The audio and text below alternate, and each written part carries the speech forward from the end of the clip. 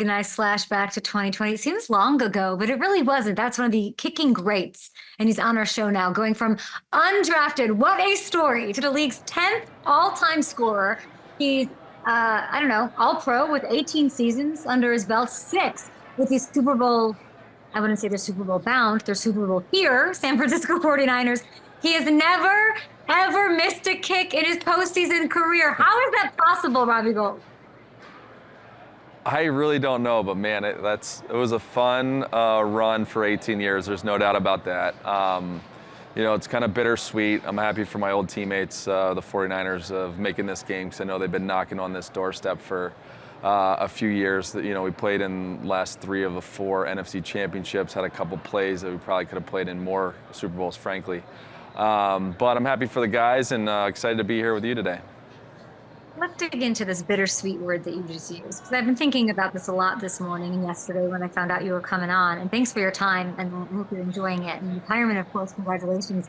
You decided to hang up in December. What has that been like? What is this like for you?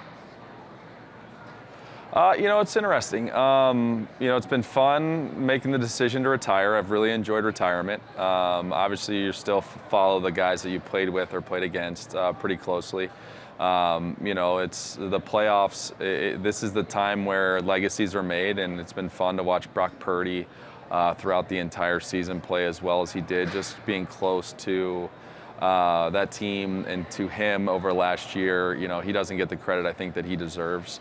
And then the team, they came back from a big deficit against the Detroit Lions and obviously came back with a comeback win against the Green Bay Packers, and now they're going against the Kansas City Chiefs. So, I hope they win. I hope they get the Super Bowl ring that I know the city and the Bay Area of San Francisco, they deserve. And these guys, listen, they've been building this roster for years to have an opportunity, and I think not only do they have an opportunity this year, but they have an opportunity next year to do the same thing and be able to retain some of the guys and get back to this exact place next year, barring that they stay healthy and things bounce their way.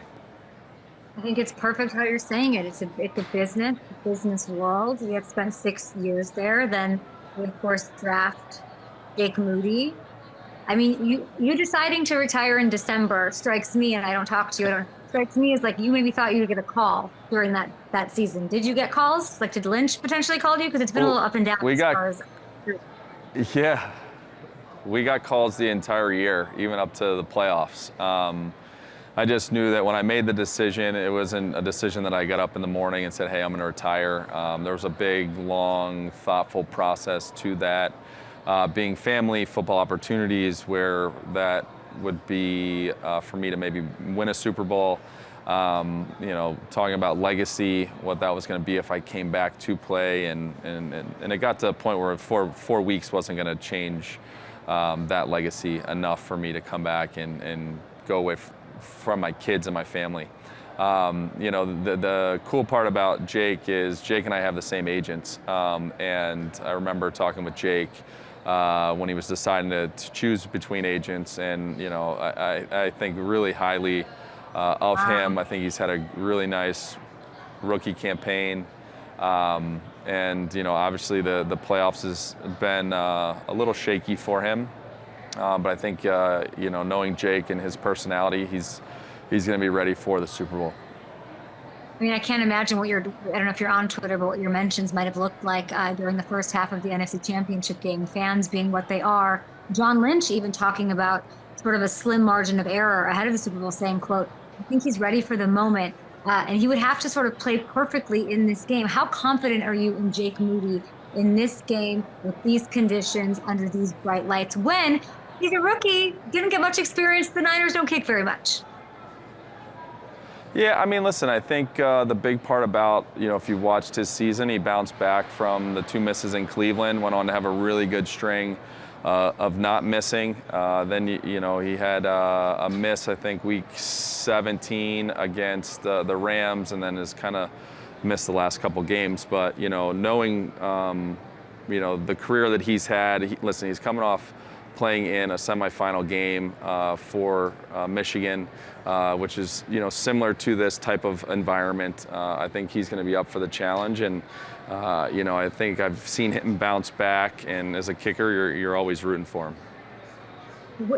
How does this work? So you retire in December. You're saying you're enjoying retirement. I'm giggling because it's been like 2 months. We'll see how long you can stay away, Robbie. But I know you have a lot going on. Could you come off cold right now? What would that look like? Like if you had to go into a high pressure post, ever missed a kick, like what would your average be by whatever metric matters? Field goals, I'd be fine. I've done it long enough where, the rhythm would take me a little bit of time to do. Kickoffs would be a little bit of a different story. I think you have to train for kickoffs, obviously, a lot differently than you train for field goals. But, it's something that just doesn't go away. Now, you talk to me in 4 years, I haven't touched a football, it's going to be totally different. But I know I could probably come out and play at a decent level. Could I play at a mid-season level right now? Probably not. But I know field goal wise, I could step in and do that at any point, just because I've been doing it for most of the year.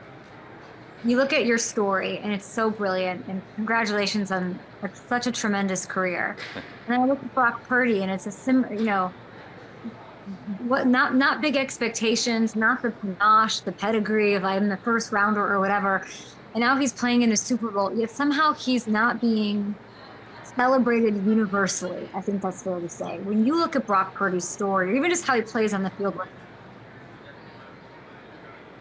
I think the big thing for Brock is just how humble he is. I mean, if you watch the quote he had yesterday sitting at the podium, and he's like, football isn't about you, it's about being a part of something bigger than you. And I think that just embodies who he is as a person, and what a kid who was raised by his parents to think exactly that. And I think that's why a lot of the teammates gravitate to him. I think that's why he's had a lot of success as an athlete, because he always stays humble. I mean, listen, this guy went from being the last pick of the draft, the third string quarterback, to starting at an NFC championship game now 2 years in a row, and having a great winning percentage.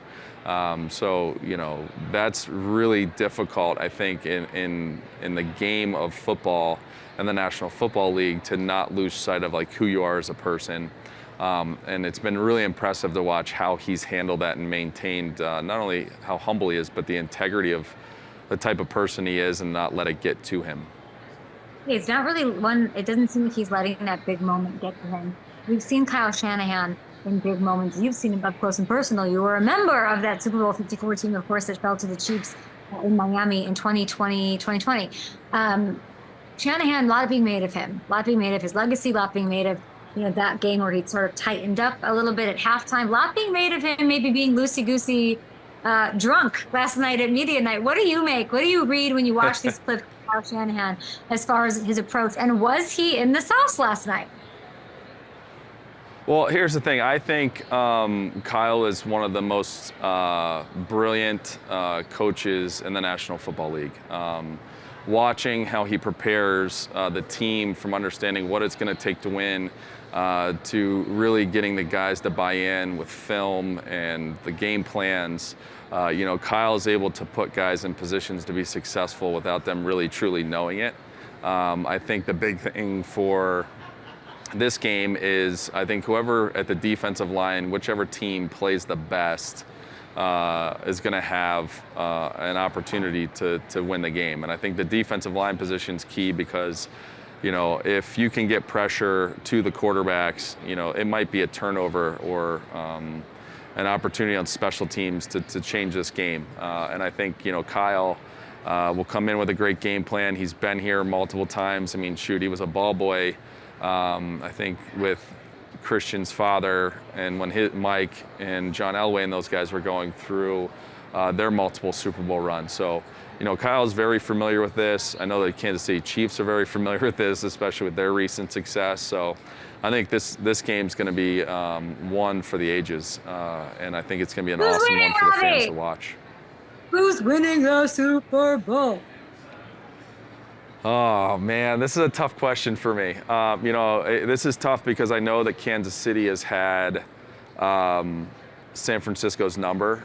You know, I know Kyle has never beat Andy Reid since he's been a head coach. You know, I think the San Francisco 49ers win this in a close one.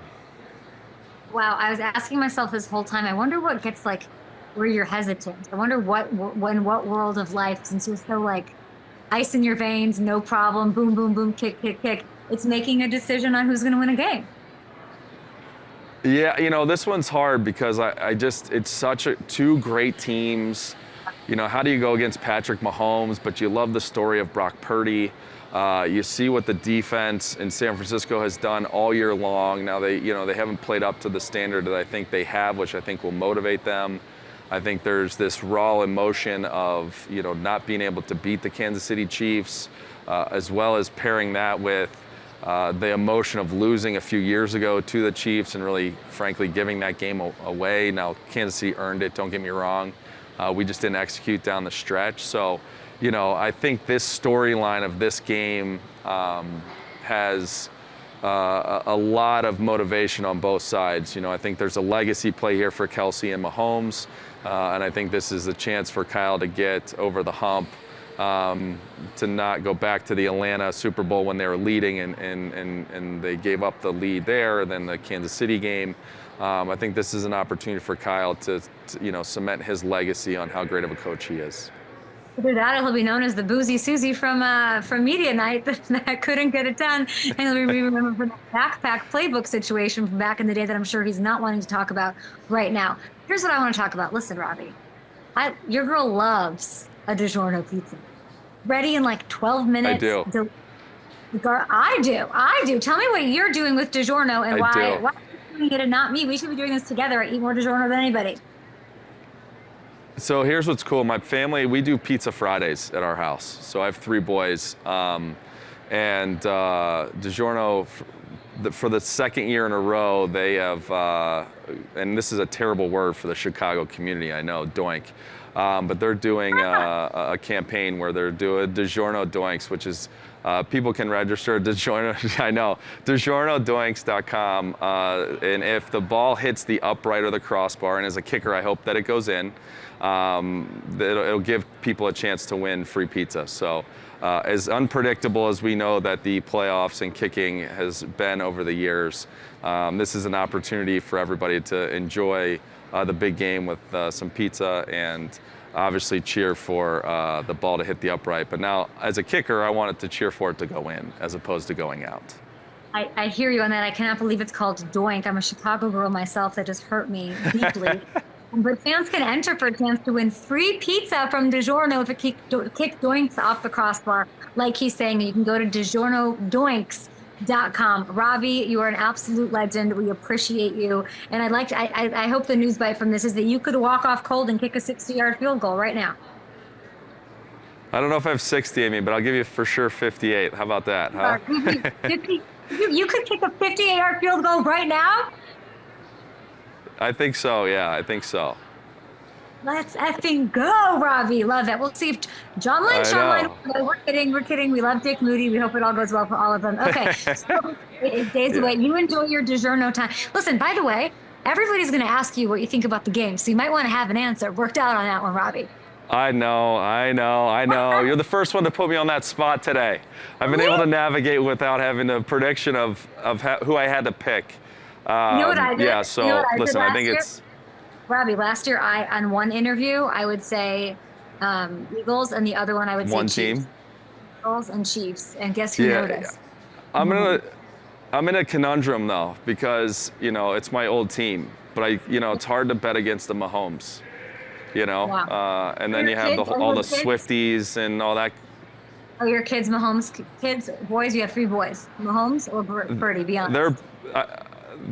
They're big Purdy fans and 49er fans just because we, obviously, one of the things that we did in San Francisco, which was cool for my kids, on Thursday nights we would get the equipment guys together and we do pies for the guys. So I'd buy pizza, my boys would come in, they would help the guys get ready for the game.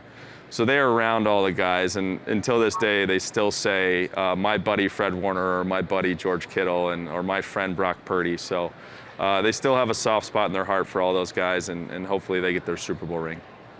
You missed a perfect time to plug DiGiorno. You guys had pie, DiGiorno pepperoni garlic bread, DiGiorno pizza night. I know, right? Appreciate you. We'll be back after the Saquon Barkley coming up.